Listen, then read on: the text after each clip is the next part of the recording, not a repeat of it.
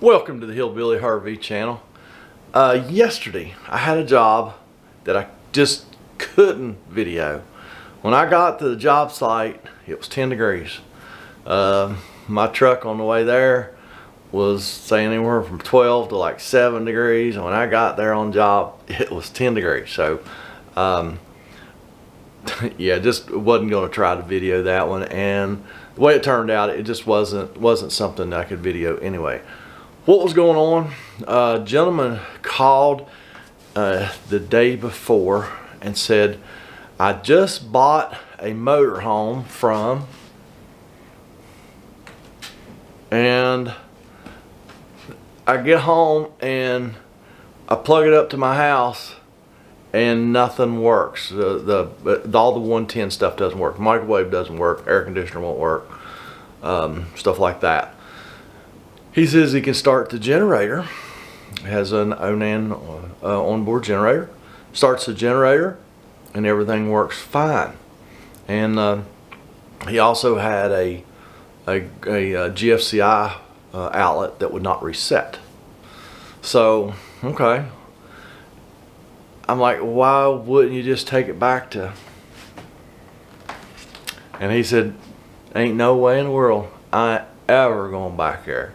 Apparently they made him so mad when he made a deal that he was willing to pay me to come and diagnose something that he should have took back to the dealer where he bought it. But that being said, I got there and verified the problem, and then we went on to search for the transfer switch, because I figured that's probably where the problem was at, because it wouldn't work on short cord, but it would work on the generator.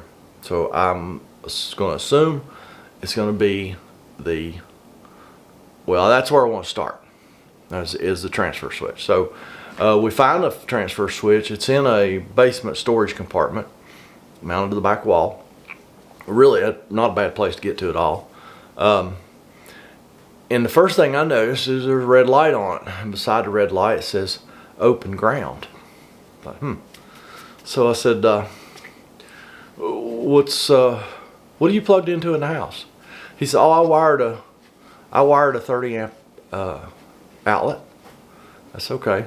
Can I go in the house and look? It's in his garage. His panel box is in the corner of the garage, and he'd just run just a short piece of wire from the panel box to a 30 amp receptacle, because this was a 30 amp motorhome. It is a 30 amp motorhome. Then he's still got the cover off of his panel box. So first thing I notice is there is no ground. Okay, the house is 60 years old. Nice house, brick home, but in that time period, a lot of the houses that were built in southern West Virginia did not have a ground circuit, because back in the day, not that far long ago, not that far back, a lot of houses just wanted to build with the ground. You had your utility coming in from your power company, came from the transformer, and you had a neutral, and you had 210 volt legs going into your panel box with all your breakers. Okay, no ground, which is, I mean, by today's standards, yeah, it's a no bueno. But back then, it was fine. And typically, most things operate just fine like that. He's got, like I say, he's got a really nice home, modern home. He's got, smart TVs and computers and digital appliances, and everything works fine without a ground. But what I found with this Southwire automatic transfer switch was a model 41301. It's a 30 amp transfer switch. Apparently that Southwire transfer switch will not operate with an open ground, which, if there's no ground available, it's an open ground. If I put my little receptacle tester inside the motorhome, well, it wasn't working because the transfer switch wasn't closed. But if I put it in his house, it would read open ground because there is no ground. So it is an open ground. So I called Southwire just to confirm this. And I waited on hold for a few minutes, figured out, they gave an opportunity to leave a message, they'd call you back, okay? Well, that was more than 24 hours ago. Guess what? I haven't heard from Southwire yet. So I wanted a way to verify this. So one of the things I've done was I went ahead and made sure at the transfer switch that we had power coming in from the shore cord to the transfer switch, and we did. So we knew the shore cord was fine, everything was fine there. It just wouldn't transfer power from the shore cord to the panel box in the motorhome. It would with the generator, but not the shore cord. So I wanted to verify that for sure. So the gentleman had a portable generator that he uses to run things in the house when his power goes out.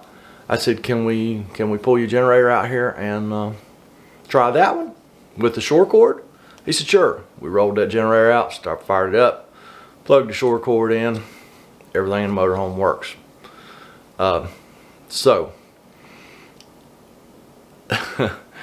I can only assume that since that Southwire transfer switch had a little red light that says open ground, that a ground is very important to that transfer switch, and it won't work without it. Like I say, I don't know that 100% for sure because I haven't been able to get a hold of anybody at Southwire. So yeah, just sorry I couldn't video that. It was just, we were just, for one thing, it was 10 degrees, and we were working on the shady side of the motorhome. Sun was shining yesterday. It was a gorgeous day. And in the sun, it felt pretty good. But on the shady side of the motorhome, it was chilly. We was looking for transfer switches. We're looking under the bed, all the power distribution panel, and there was several junction boxes under the bed. We were looking in there. We were trying to find the shore cord inside, and it was inaccessible. The motorhome part of it had a detachable shore cord. Let's go there. It was unacceptable. Unaccessible.